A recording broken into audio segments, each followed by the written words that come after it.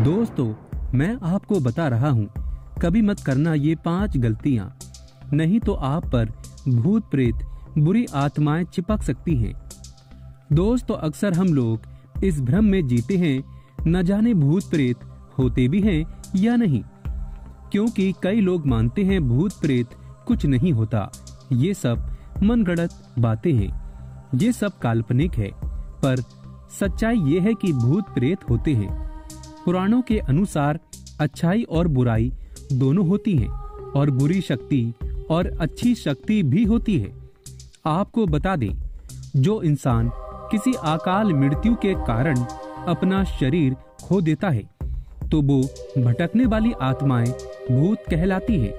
तो ऐसे में हम ये जानते हैं कि वो 5 कौन सी गलतियां हैं जिनको करने से भूत प्रेत शरीर पर आ सकते हैं या आपके अंदर प्रवेश कर सकते हैं। तो चलिए जानते हैं।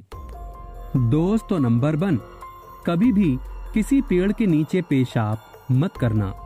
अक्सर आप कहीं भी उतरकर पेशाब कर देते हैं या किसी भी स्थान पर थूक देते हैं। ऐसे में जमीन पर बा पत्थर पर पेशाब करते हैं तो थोड़ा संभल जाइए।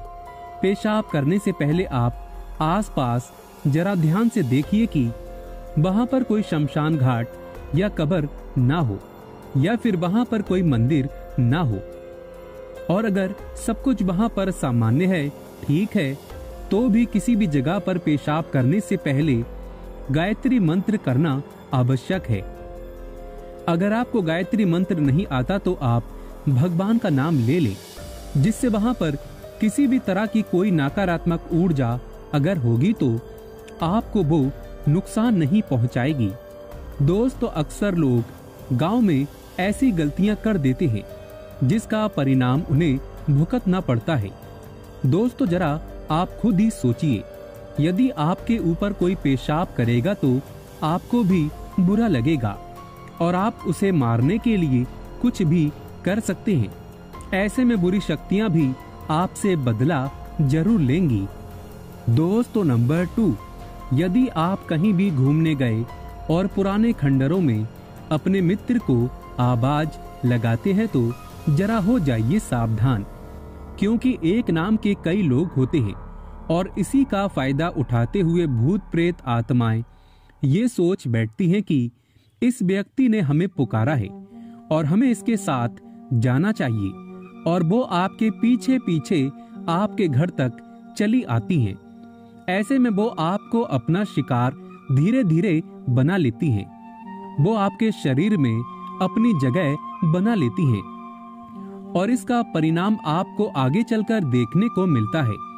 इसीलिए थोड़े से मजे के लिए खंडरों में, एकांत में, दूर इलाकों में कभी किसी का नाम लेकर जोर जोर से नहीं चिल्लाना चाहिए। ऐसे में अगर आप किसी को आवाज लगा रहे हैं तो उसका नाम लीजिए जो मित्र आपके सामने मौजूद हो।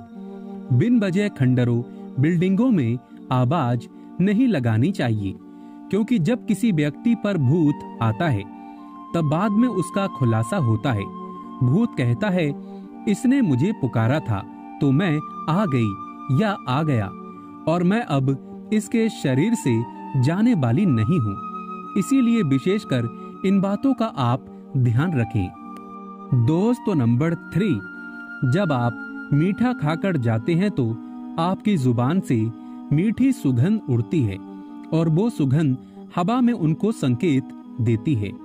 ऐसे में आप एकांत से गुजर रहे हैं, तब आपके पास कोई ऐसी बुरी शक्ति होती है जिसके मन में मरने से पहले मीठा खाने की इच्छा या खाना खाने की इच्छा अधूरी रह जाती है, और इसी कारण वो ये सोचने लगती है कि ये दोबारा मीठा जरूर खाएगा और हम इसके माध्यम से उसकी अनुभूति कर लेंगे। इसीलिए कोई भी ऐसी चीज खाकर एकांत, दूर इलाकों में नहीं जाना चाहिए। दोस्तों, नंबर 4, ज्यादातर बुरी आत्माएं महिलाओं पर होती हैं हावी। अक्सर महिलाएं रात को बाल खोलकर कई ऐसी जगहों पर जाती हैं, जैसे किसी शादी में, किसी पार्टी में, या रात में बाल खोलकर सुनसान इलाकों से जाती हैं तो बुरी आत्माओं को बाल एक सबसे आसान तरीका लगता है और हो जाती है हावी, क्योंकि बुरी आत्माओं को खुले बाल बहुत पसंद होते हैं। इसीलिए मंदिरों में जब भूत भगाए जाते हैं तो महिलाओं से साफ साफ कह दिया जाता है कि बाल बांधकर मंदिर में प्रवेश करें। ऐसे में रात में आईना भी नहीं देखना चाहिए। भूत प्रेत आप पर हावी हो सकते हैं।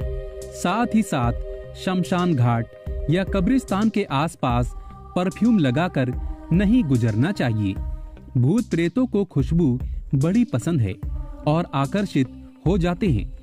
ऐसे में खासकर रात के समय भूत प्रेतों का जिक्र भी कभी नहीं करना चाहिए। इससे भी बुरी शक्तियां जहां भी होती हैं वो आपके पास चली आती हैं और दोबारा कभी नहीं जाती। दोस्तों नंबर 5, रात 12 बजे के बाद और रात 3 बजे से पहले पति पत्नी को एकदम सफाचट नग्न होकर शारीरिक संबंध कभी नहीं बनाना चाहिए। इससे बुरी शक्तियां हावी होती हैं और होने वाली संतान पर नकारात्मक ऊर्जाएं अपना शिकार बनाती हैं।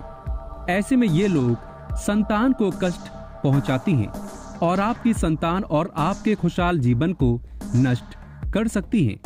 ऐसा शारीरिक संबंध कभी स्थापित मत करना। दोस्तों अगर आप डर को भगाना चाहते हैं तो बजरंगबली का नाम कमेंट बॉक्स में जरूर लिखें और हनुमान चालीसा का पाठ अवश्य करें। बजरंगबली के लिए एक लाइक तो बनता है। जय श्री राम।